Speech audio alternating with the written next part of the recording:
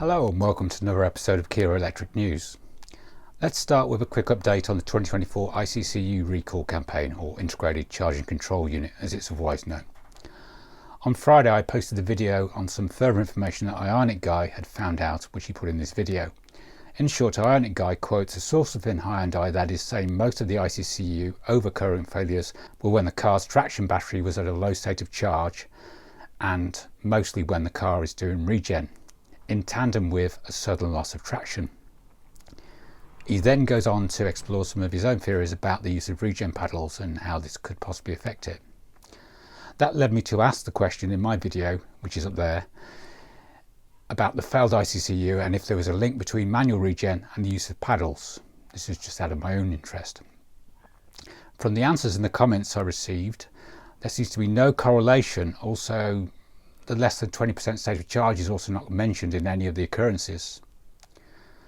This is only really a tiny sample of owners with failures, so maybe the bigger picture is much different. Also, using manual paddle regen does not seem to be adding to the issue. This leads me to think it must be a particular combination of events to trigger it. There is still no sign of the US release of a technical service bulletin in the US. There also seems to be no sign of any Kia owners receiving the update. This morning I've come across the Canadian version of the recall from Transport Canada, and as far as I know, no one in Canada has received the Kia version of the update yet either. Also, there is no news of an EU and UK release yet. I had another observation passed on to me from US correspondent YouTuber PC and Stuff, who's got an Ioniq 5, who you might remember from last week. And that was that his 12-volt charging light has been coming on quite a lot since he had the update installed. Anyway, thanks for sending me that info. I wondered if anybody else in the US is seeing the same on their Ioniq 5 or 6s. If you could let me know in the comments, please. According to a post from Technically Jeff on his YouTube channel during the week, the next US infotainment release and maps is set to be pushed back till June instead of April or May. This information actually comes from the US maps provider Maps and Soft, as you can see on this webpage. This does not necessarily mean that the EU and UK release will also be delayed, as they use a different maps provider as far as I know. But we also had an infotainment release in June of last year, so maybe we will, maybe we won't, we shall see. Car News China confirms that on April the 1st, Kia began producing export models of the EV5 in China. This will be for both left and right-hand drive markets. Website Carscoops confirms that it will arrive in Australia in June, or the launch will be in June. For export, there will be an all-wheel drive version which adds a 70 kilowatt motor to the rear axle. Remember, this is a front-wheel drive car. Cut an acceleration from 8.5 seconds down to 6.1 seconds. Top speed remains the same at 185 kilometers per hour. A GT line version will also be added at a later date. Battery sizes will be either a standard range 64 kilowatt hour battery or a long range 88 kilowatt hour battery. It's still not clear if these figures are gross or net, but I would guess they're gross. Website Drive.au reports that it will come in 3 trim levels: Air, Earth and GT line. Price-wise, it is rumoured to be undercutting the base level Tesla Model Y. Kia Australia says it's looking to sell 10,000 units a year. The car is based on the 400-volt charging system. It is also confirmed from the various YouTube videos that have appeared over the last week, so it will be slower to charge than the Kia EV6 and the like. Kia UK has announced some incentives for EVs for the next quarter. Details are as follows. Kia's latest Q2 2024 offer begins on the 2nd of April, ending the 30th of June 2024. 2.9% APR and finance options for EV6, Nero EV and Soul EV. 4.9% APR available on the Kia EV9. If you're already on finance, you can get an extra £500 saving. All of these come with a 1 year's free Kia Charge Plus subscription when buying a new fully electric Kia. In the US, Electric reports that the Kia EV9 has had its rebate raised to $7,500 to match the tax incentive that cars produced in North America attract. Electric reports that Kia sent a bulletin to dealers announcing the new 2024 EV9 rebate, which ends on April the 30th, is a customer cash incentive, so it can't be combined with promotional rates or lease incentives, such as Kia's new 0% financing deal. But that saves the equivalent of less than the $7,500 rebate. Kia's EV9 purchase discount is now the same as the $7,500 lease cash offer. Kia has announced that it's hired ex-Mercedes and BMW designers. This is also reported in the Korea Herald. Korea Herald says Kia Corporation announced it has appointed 2 former designers from Mercedes-Benz and BMW to head its design centres in Europe and China respectively. Oliver Sampson, previously with Mercedes-Benz, and Lim Seung Mo, formerly of BMW, will take on their new roles as head of Kia Design Centre Europe and Design Centre in China. Oliver Sampson, previously with Mercedes-Benz, and Lim Seung Mo, formerly of BMW, will take on their new roles as head of Kia Design Centre Europe and head of the Kia Design Centre China on April 1st.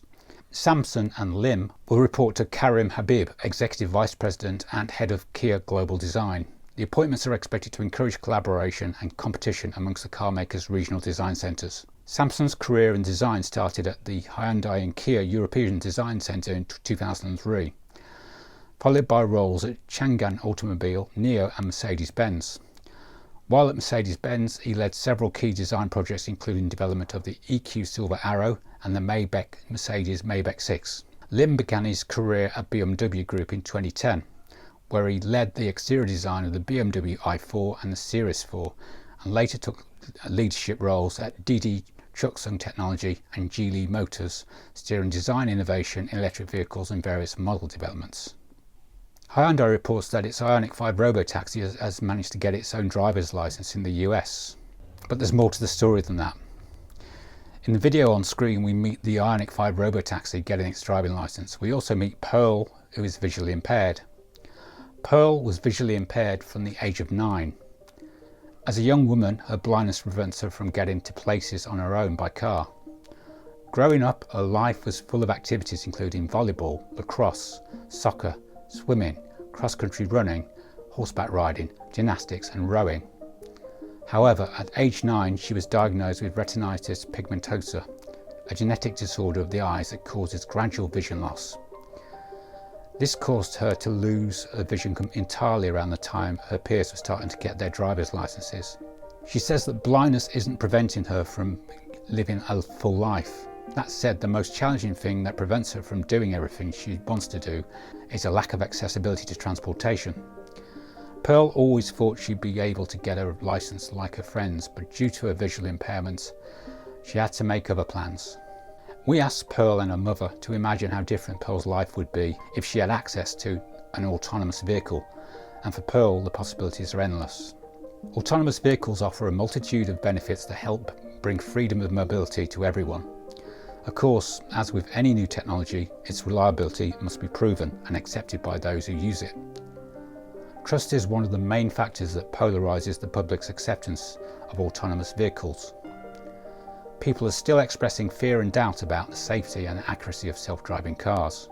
To demonstrate that autonomous driving technology is a safe, accurate and reliable solution for people like Pearl, we at Hyundai Motor Company decided to put the Ioniq 5 Robotaxi through a real-life driving test conducted by an experienced driving examiner, Candice Jones.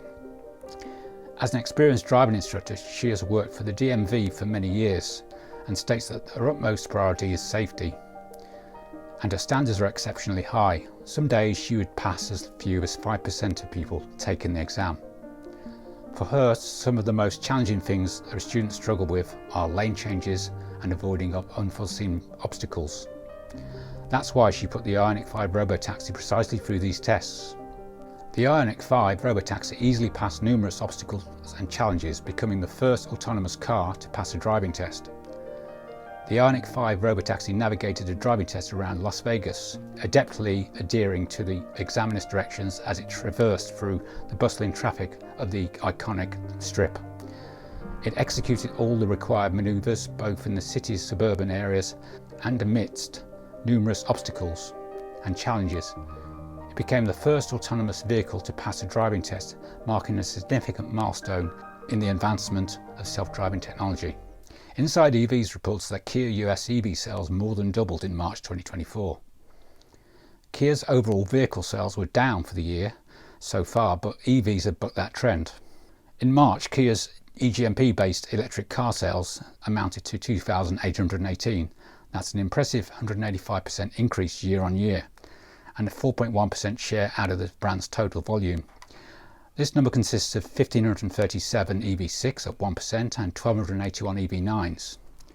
On top of that comes an undisclosed number of Kia Niro EVs, We estimated at over 1,000 units. Nero EVs are counted together with the ICE version, and it usually averages around 1,000 units a month.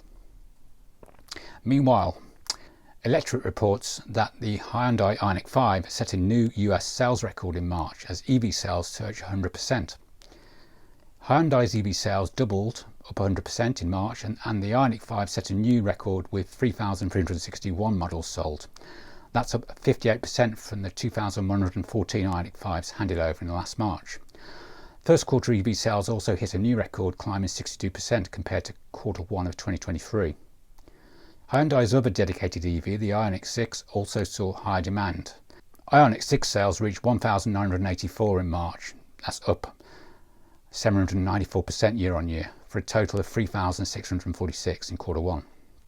After Genesis announced the Magma sub-brand last week, this week they've released a separate video of the forthcoming GV6 Magma. All looks good. A link to this video is up here. Hyundai has also released a new video of the new Ioniq 5 NE1 Racecar. Again, that looks really good. A link to that video is also up here. And finally, for April Fool's Day, Hyundai put out this spoof press release. Hyundai's Dogability concept highlights innovative features for imagined canine mobility and underscores Hyundai Motors' vision of universal mobility for everyone. Launching this cheerful yet meaningful campaign, Hyundai Motor incorporated generative AI to showcase a range of innovative features, including a rotary steering wheel for stable handling, downward-facing pedals to prevent any strains to the patella, and a colour change in head-up display designed to accommodate dogs' unique vision. Oh, and just one more thing. During the week, this channel finally hit 5,000 subscribers. I'd like to thank every last one of you for making this channel the place it is, with your comments and likes and the support you've given via super thanks and using my Octopus referral code. That's in the UK. If you're watching this channel and you're not subscribed, then please hit the subscribe button. It won't hurt, I promise. Anyway, that's all for this week. As usual, you can find more details and links to stories in the show notes. Thank you for watching.